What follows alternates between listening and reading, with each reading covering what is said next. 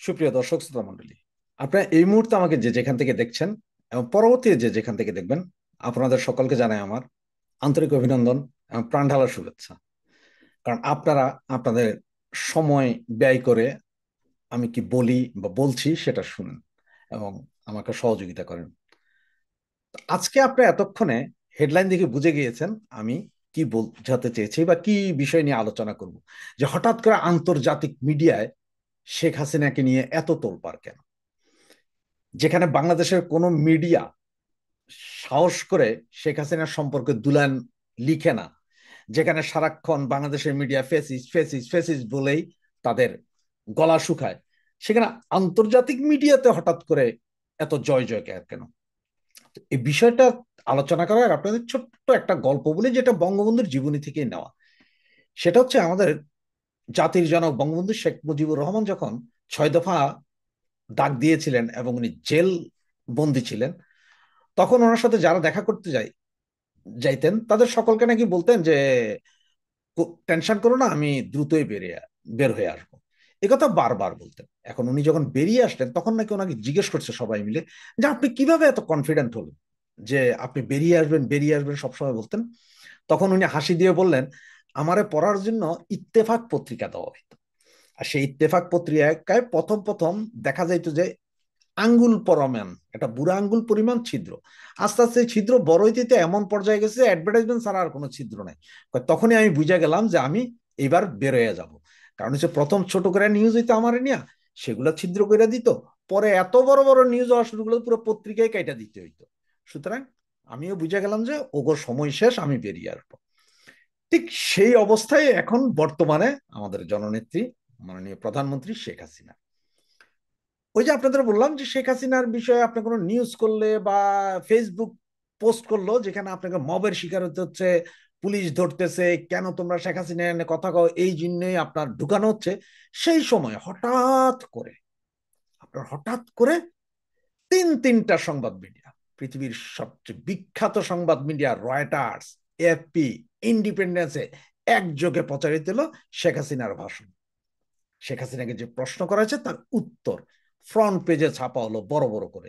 এটার পরে আমাদের বাংলাদেশের সকলের টনক নড়ল, ইন্ট্রিম গভর্নমেন্টের টনক লড়ল, ডাস্টবিন শফিক এবার রয়টার, এএফপি, ইন্ডিপেন্ডেন্সকে সাংবাদিকতা শিখাচ্ছিলেন। ঠিক সেই মুহূর্তে আরেক বোমবাস্টিং খবর, তা হচ্ছে পৃথিবীর আরেক বিখ্যাত ম্যাগাজিন দ্য উইকে আসছেন শেখ হাসিনা কাভার পেজ সহ, কাভার পেজ সহ ওনার ভাষণ। এবং ইন্ডিয়ার সবচেয়ে পুরনো ইংলিশ পত্রিকাতেও অলরেডি ওনার ভাষণটা ছাপা হয়েছে। এখন আপনারা যদি 2-4 দিন পরে যদি দেখেন যে ব্লুমবার্গের মতন পত্রিকাতেও ব্লুমবার্গের মতন মিডিয়াতেও ওনার ভাষণ প্রচারিত হয়, এতে অবাক হওয়ার কিছু নেই। আজ গতকাল দ্য নিউজ ইন্ডিয়ান এক্সপ্রেস, তাও অনেক প্রভাবশালী একটা পত্রিকা, সেটা তো ওনার কথা ছাপানো হয়েছে। দ্য হিন্দু, দ্য টাইমস, এগুলো সবগুলোতে আস্তে আস্তে আসছে। এবং আগামী 2-4 দিনের ভেতরে, মানে 13 তারিখের ভেতরে যদি আপনারা ওনাকে সশরীরে কোনো টিভি ইন্টারভিউ দেখেন, সেটা তো অবাক হওয়ার কিছু নেই। তো হঠাৎ করে কেন ওনারকে নিয়ে সমস্ত আন্তর্জাতিক মিডিয়াগুলো এত হয়েছে? একটা ছোট্ট একটা কথা বলি আপনাদেরকে। এটা ছিল আপনার 2024-এর অক্টোবরের 3 তারিখ। অক্টোবরের 3 তারিখ আমেরিকার সবচেয়ে প্রভাবশালী এবং ওয়ার্ল্ডের সবচেয়ে প্রভাবশালী পত্রিকা দ্য টাইম, ওইখানটা ফিচার ছিল যে 1 বছরের ভেতরেই শেখ হাসিনা ফিরে আসবে। শেখ হাসিনা এই প্রাসঙ্গিক বাংলাদেশের জন্য, এবং ওখানের যেই পরিস্থিতিটা বর্ণনা করেছিল যে জঙ্গিবাদী মৌলবাদীদের উত্থান হবে বাংলাদেশে, আর সেটা ঠেকানোর জন্য এক শেখ হাসিনা ছাড়া আর কোনো উপায় নেই। সে পত্রিকাটা আপনারা যদি পারেন, অনলাইনেই আছে, সেটা আপনারা পড়ে দেখতে পারেন। আমার কথা মিথ্যা না সত্য সেটা আপনারা পেয়ে যাবেন। আপনারা জাস্ট অনলাইনে গিয়ে সার্চ করুন অক্টোবর 3, 2024-এর দ্য টাইম পত্রিকা। আমি পত্রিকাটার ছবি অবশ্য দিয়ে দিব, আপনারা ওখান থেকেও স্ক্রিনশট নিয়ে পরে দেখে নিতে পারেন। এই পত্রিকাগুলো যখন 2003-এ 2024-এর 3রা অক্টোবর যখন বলেছিল, তখন বাংলাদেশে চলছিল ইউনূস সরকারের জয় জয়কার। প্রতিদিন নিউজ, ইউনূস সরকার হ্যান করেঙ্গা, ত্যান করেঙ্গা, চুদলিং পং করেঙ্গা। এরপর আন্তর্জাতিক বিভিন্ন মিডিয়ায় ইউনূস সরকার নোবেল বিজয়ে উনি চুদলিং পং করকে বাংলাদেশকে ছাড় দেঙ্গা, এগুলা নিয়ে ব্যাপক হই কই কই কই। এবং সর্বশেষ বিবিসি 2-3টা পর্বে এই 24 আগস্টে কি হয়েছে, কেমন হয়েছে, জাতিসংঘ কি বলেছে, এগুলো নিয়ে বিশাল নিউজ।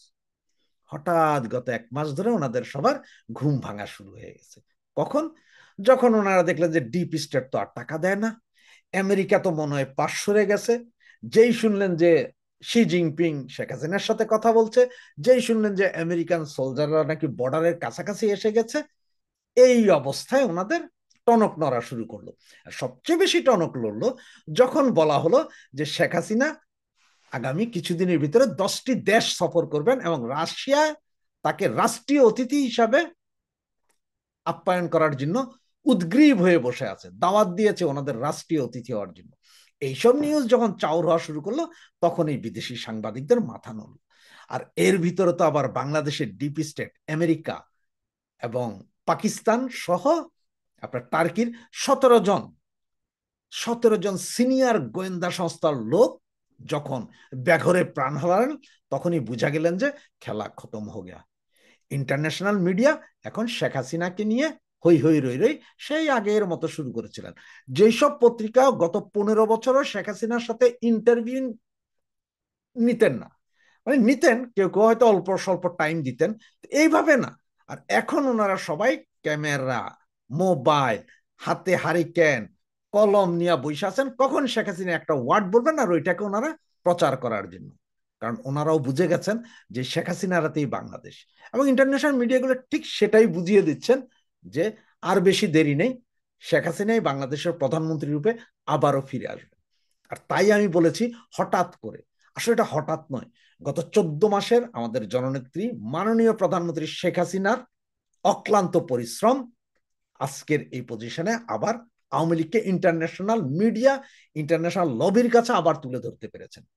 কারণ যখনই আপনার জাতিসংঘ কি করেছে, আইসিটি কোড যেটা ক্যাঙ্গারু কোড এরা কি করছে, এগুলো যখন পরিপূর্ণভাবে বুঝিয়ে দিতে পেরেছেন, তখনই চলে এসেছে। আর এর জন্য অবশ্যই বাংলাদেশে মবের শিকার হয়ে মরেছেন, জেলখানায় আছেন, এরকম হাজারো নেতাকর্মীদের আর্তনাদ ইন্টারন্যাশনাল কানে সেটা ঢুকা শুরু করেছে। এবং আপনারা দেখেছেন যে 6টা মানবাধিকার সংগঠন এর আগে বিবৃতি দিয়েছিল, এবং আইএসআইটি বা সম্মত এরকম আরেকটা মানবাধিকার সংগঠন আমেরিকার, তারাও বলেছে যে শেখ হাসিনার বিকল্প নেই, বাংলাদেশে শেখ হাসিনার কোনো বিকল্প হবে না। এই কথাগুলো যখন ইন্টারন্যাশনাল মিডিয়া দেখতে পারলেন, তখনই ইন্টারন্যাশনাল মিডিয়া ঝাঁপিয়ে পড়লেন আমাদের জননেত্রী শেখ হাসিনার বক্তব্য নিতে।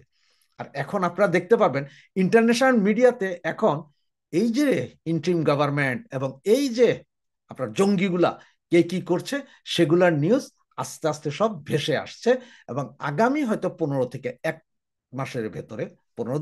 মাসের ভেতরে মেসাকার অবস্থা হবে দেখেন বাংলাদেশের নিউজ মিডিয়াতে, যে সব নিউজে এই জঙ্গিদের উৎপাত সমস্ত কিছু আস্তে আস্তে লেখা শুরু হবে, এবং সেটা ইন্টারন্যাশনাল মিডিয়া দিয়েই শুরু হবে, এবং শেষ হবে বাংলাদেশের মিডিয়া দিয়ে। এবং জননেত্রী শেখ হাসিনা বাংলাদেশে পৌঁছাবেন, আমরাও হাসবো, বাংলাদেশও হাসবে। Secured Bangladesh with Sheikh Hasina. জয় বাংলা, জয় বঙ্গবন্ধু।